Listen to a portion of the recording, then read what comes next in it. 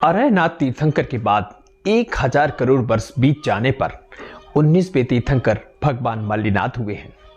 उन्हीं के शासनकाल में घटित एक घटना के बाद से करीब 57,62,965 वर्ष से अनवरत रक्षाबंधन का त्यौहार मनाया जा रहा है। इतनी प्राचीन घटना आज भी लोगों के लिए आस्था श्रद्धा का केंद्र बनी हुई है। स्कंद पुराण, पद्म पुराण और श्रीमद् भागवत में वामन अवतार नामक कथा में रक्षाबंधन का वर्णन मिलता है। महाभारत में भी रक्षाबंधन से संबंधित कृष्ण और द्रौपदी का एक वृतांत है। जैन धर्म में रक्षाबंधन पर्व का इतिहास हस्तिनापुर की भूमि से जुड़ा है। सामान्य तौर पर रक्षाबंधन को भाई बहन का त्योहार मान लिया जाता है। यदि वास्तव में देखा जाए तो राष्ट्र, धर्म, समाज व प्राणियों की रक्षा के लिए अंतर्निहित मानवीय गुण का जश्न मनाने का यह एक पर्व है। वास्तव में यह जड़ों की ओर लौटने जैसा पर्व है, क्योंकि अब तक हमने जितनी भी पौराणिक या ऐतिहासिक कहानियों का पता लगाया है, उनमें कोई भी निर्धारित नियम नहीं है कि केवल एक बहन ही अपने भाई को राखी बांधने की पात्र है। कालांतर में रक्षाबंधन का त्योहार मुख्य रूप से हिंदू जीवन शैली में अपना मूल स्थान बना चुका है, जिसके चलते लोकप्रिय और स्पष्ट रूप से गलत धारणा यह भी है कि जैन लोग रक्षाबंधन नहीं मनाते क्योंकि वह हिंदू नहीं है। लेकिन क्या होगा अगर रक्षाबंधन की मुख्य जड़ें भी जैन धर्म में पाई जाएं? रक्षा शब्द सुनते ही कई बातें सामने आने लगती हैं। राष्ट्र और धर्म की रक्षा, जीवों की रक्षा, समाज और परिवार की रक्षा, भाषा और संस्कृति की रक्षा, आदि आदि। रक्षाबंधन पर्व भारतीय संस्कृति का एक प्रमुख पर्व है। आमतौर पर भाई द्वारा बहन की रक्षा और इसके लिए बहन द्वारा भाई को रक्षा सूत्र या राखी बांधने का रिवाज ही रक्षाबंधन पर्व माना जाता है। किंतु यह बहुत कम लोग जानते हैं कि भाई बहन के अलावा भी प्राचीन भारतीय संस्कृति में यह कई कारणों से मनाया जाता है। इस पर्व से संबंधित अनेक कहानियां प्रसिद्ध हैं। लेकिन भारत की अहिंसक संस्कृति में भयंकर हिंसक रेशम की डोर का उपयोग रक्षाबंधन के नाम पर किया जाना कितना उचित है, यह सच्चे धार्मिक भलीभांति समझते होंगे। हाँ, इससे जुड़ा एक प्रसंग महाभारत में मिलता है, जब ज्येष्ठ पांडव युधिष्ठिर ने भगवान कृष्ण से पूछा कि मैं सभी संकटों को कैसे पार कर सकता हूं, तब भगवान कृष्ण ने उनकी तथा उनकी सेना की रक्षा के लिए राखी का त्योहार मनाने की सलाह दी थी। उनका कहना था कि राखी के इस रेशमी धागे में वह शक्ति है जिससे आप हर आपत्ति से मुक्ति पा सकते हैं। अब मुझे समझ नहीं आया कि साक्षात तीर्थंकर नेमिनाथ के चरणों में ज्ञान प्राप्त करने वाले उनके भाई नारायण श्री कृष्ण रेशमी धागे के उपयोग की सलाह कैसे दे सकते हैं। यह बड़ा प्रश्न है, चिंतन जरूर करें और रेशम का उपयोग करने से पूर्व उसकी निर्माण प्रक्रिया को अवश्य जान लें, क्योंकि रक्षाबंधन एक दूसरे की रक्षा और कर्तव्यों का बोध कराता है। बावजूद इसके किसी जीव को चिंता उबालकर निर्दयता पूर्वक उसे मारकर उससे निर्मित किए गए धागे का उपयोग करने वालों पर आप ही सोचिए कि उन्हें क्या कहेंगे। खैर दर्शकों, सादर जय जिनेंद्र। आप देख रहे हैं जनोदय। मेरा नाम है पंकज जैन।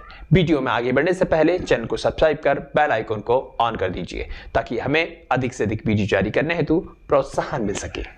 और हाँ, अपना प्यार ऐसे ही बनाए रखिएगा। अब बात करते हैं जैन धर्म में रक्षाबंधन पर्व की।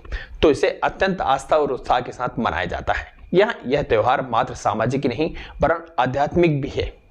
इस त्योहार का संबंध सिर्फ गृहस्थों से ही नहीं, मुनियों से भी है।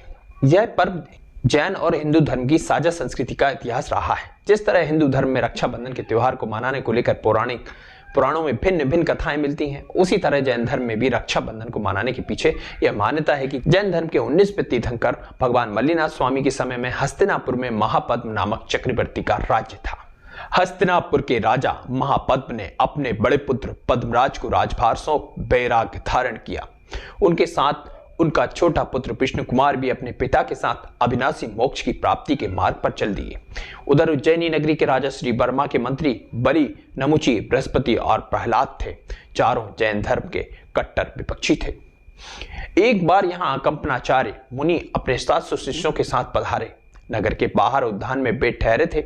आचार्य को जब ज्ञात हुआ कि राजा के चारों मंत्री अभिमानी हैं और जैन धर्म के विरोधी हैं, आचार्य ने शिष्यों को बुलाकर आज्ञा दी कि जब राजा और मंत्री यहाँ आए तो वे मौन धारण करके ध्यान मग्न बैठे रहे। इसके द्वेषवश विषमवाद नहीं होगा और विवाद उत्पन्न नहीं हो सकेगा। गुरु की आज्ञा के पालन की हामी सभी ने भर दी।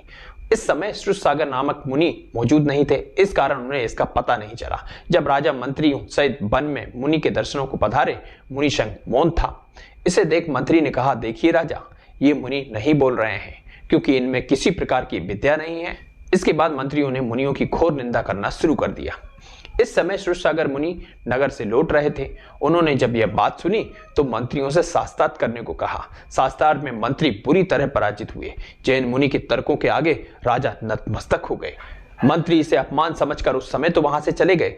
इधर क्षीरसागर मुनि ने आकर गुरु को सारा वृत्तांत सुनाया। तब आचार्य ने उन्हें जंगल में उसी स्थान पर जाकर तप करने को कहा जहां उन्होंने शास्त्रार्थ किया था, ताकि संघ के अन्य लोगों पर उपसर्ग नहीं आए। यह तो निश्चित था कि मंत्री अपमान से कुपित हो उपसर्ग करेंगे। ऐसा ही हुआ। ध्यान मग्न मुनि क्षीरसागर पर मंत्रियों ने मौका पाकर हमला किया। उन्होंने जैसे ही तलवार उठाई, बनदेव ने आके उन्हें रोक दिया। जब इस बात की खबर राजा को लगी तो उन्होंने मंत्रियों को देश निकाला दे दिया। अब चारों मंत्री वहां से निकल हस्तिनापुर पहुंचे। उन्होंने वहां के राजा पद्मराय से नौकरी मांगी। राजा ने उन्हें योग्य पदों पर आसीन किया। बलि नामक मंत्री ने पद्मराय का विश्वास हासिल करने के लिए कूटनीति और छल से एक विद्रोही राजा को उसके अधीन करा दिया। अब क्या था, पद्मराय ने खुश होकर उससे वर मांगने को कहा। उसने कहा, राजन, वक्त आने पर मांग लूंगा। कुछ समय पश्चात अकंपनाचार्य मुनि ससंग हस्तिनापुर पधारे। राजा पद्मराय अनन्य जैन भक्त थे। बलि को जब इसकी जानकारी मिली तो उसके अंदर बदले की भावना बलवती हो गई। उसने राजा से अपना वर मांगा और कहा कि हे राजन, मुझे 7 दिन के लिए यह राज्य दे दीजिए। राजा ने उसे वर दे दिया और राजपाट देकर निश्चिंत हो महल में चले गए। इधर बलि ने अपनी चालें चलना शुरू की। उसने आचार्य सहित 700 मुनियों के संग पर उपसर्ग करना प्रारंभ किया। जिस स्थल पर मुनि संघ ठहरा था वहां चारों ओर कांटेदार बागड़ बंधवाकर उसे नरमेध यज्ञ नाम दे वहां जानवरों के रोम, हड्डी, मांस, चमड़ा आदि होम में डालकर यज्ञ किया। इससे मुनियों को फैली दुर्गंध और दूषित वायु से परेशानी होने लगी। उन्होंने अन्न जल त्याग कर समाधि ग्रहण की। मुनियों के गले रुंधने लगे, आंखों में पानी आने लगा और उनके लिए सांस लेना भी मुश्किल हो गया। उनकी इस विपत्ति को देखकर नगरवासियों ने भी अन्न जल त्याग दिया। उधर मिथिलापुर नगर के वन में विराजित सागरचंद नामक आचार्य ने अवधि ज्ञान से मुनियों पर हो रहे इस उपसर्ग को जान अपने शिष्य पुष्पदंत से कहा, तुम आकाशगामी हो जाओ और धरणी भूषण पर्वत पर विष्णु कुमार मुनि से इस उपसर्ग को दूर करने का विनय करो। वे विक्रिय रिद्धि प्राप्त कर चुके हैं। क्षुल्लक पुष्पदंत गुरु की आज्ञा पाकर पर्वत पर पहुंचे और मुनियों की रक्षा का अनुरोध किया। विष्णु कुमार मुनि अवलंब हस्तिनापुर आए। उन्होंने पद्मराय को धिक्कारा कि तुम्हारे राज्य में ऐसा अनर्थ क्यों हो रहा है। तब राजा ने उन्हें पूरा वृत्तांत सुनाया, जिसे जान मुनि बाबा नंगुल का शरीर बना ब्राह्मण का वेश धारण कर बलि के पास गए। बलि ने उनका आदर सत्कार किया और उनसे सेवा का मौका देने को कहा। इस पर ब्राह्मण वेशधारी मुनि ने उनसे 3 डग जमीन मांग ली। मुनि ने अपनी रिद्धि का प्रयोग करते हुए शरीर बड़ा किया और जमीन नापना शुरू किया। पहले डग में सुमेरु पर्वत और दूसरे को मनुष्योत्तर पर्वत पर रखा। जब तीसरे डग के लिए जमीन नहीं बची तो उन्होंने बलि से कहा, अब क्या करूं? तो बलि ने कहा, अब मेरे पास जमीन तो नहीं है, आप मेरी पीठ पर डग रख लीजिए। मुनि ने तीसरा डग बलि की पीठ पर रखा तो बलि कांपने लगा। देव बासुरों के आसन कंपायमान हो गए। सभी अवधि ज्ञान से व्रतांत जान वहां आए और मुनि से क्षमा की, प्रार्थना की। मुनि ने बलि की पीठ से चरण हटाया और असली रूप में प्रकट हुए। उसी समय बलि ने यज्ञ बंद कर मुनियों को उपसर्ग से दूर किया। राजा भी मुनि के दर्शनार्थ वहां पहुंच गए। नगरवासी सभी श्रावकों ने मुनियों की वैयावृत्ति की, उनकी सेवा की और मुनियों को चैतन्य अवस्था में लाए। मुनि पूर्णतः स्वस्थ होकर आहार पर निकले तो श्रावकों ने खीर, सेवैया आदि मिष्ठान आहार हेतु बनाए थे। मुनियों को आहार कराकर श्रावकों ने भी भोजन किया और खुशियां मनाई। यह दिन श्रावण मास की पूर्णिमा का दिन था। इसी दिन मुनियों की रक्षा हुई थी।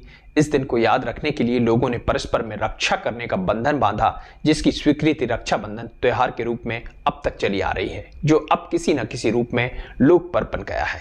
हिंदू संस्कृति में दीवारों पर जो चित्र रचना इस दिन की जाती है उसे सोन कहा जाता है। ये सोन शब्द श्रमण शब्द का अपभ्रंश जान पड़ता है। श्रमण शब्द प्राचीन काल में जैन साधु का सूचक था। स्पष्ट है कि विष्णु कुमार मुनि ने साधर्मी मुनियों की इस दिन रक्षा की थी। इस प्रकार साधर्मी गुणी बंधु बांधवों की रक्षा करना सबका परम कर्तव्य है। जैन धर्म में तो प्राणी मात्र की रक्षा करने का उपदेश दिया गया है। वैदिक अनुयायियों की संख्या बढ़ने पर यह पर्व भाई बहन तक सीमित रह गया। सवाल यह भी है कि यह पर्व भाई बहन के त्योहार के रूप में जैनियों में भी मनाया जाने लगा। इस पर अन्वेषण होना चाहिए, क्योंकि शास्त्रों में विष्णु कुमार मुनि की कथा के प्रसंग में ही इसे मनाने का उल्लेख पाया जाता है। संभवतः अन्य लोगों के संपर्क के कारण कालांतर में अनादिकालीन श्रमण संस्कृति में हिंदू संस्कृति का सम्मिश्रण होने अर्थात हिंदू और जैनों की निकटता से जैनियों में भी बहन भाई के त्योहार के रूप में मनाया जाने लगा होगा।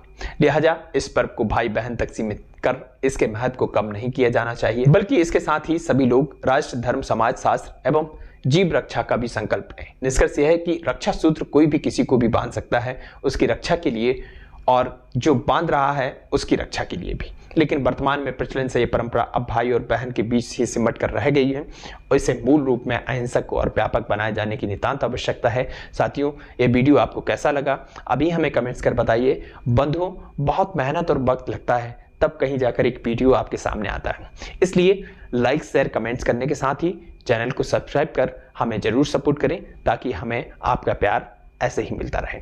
आज के लिए बस इतना ही, फिर होगी मुलाकात किसी और वीडियो के साथ। तब तक के लिए सादर जय जिनेंद्र।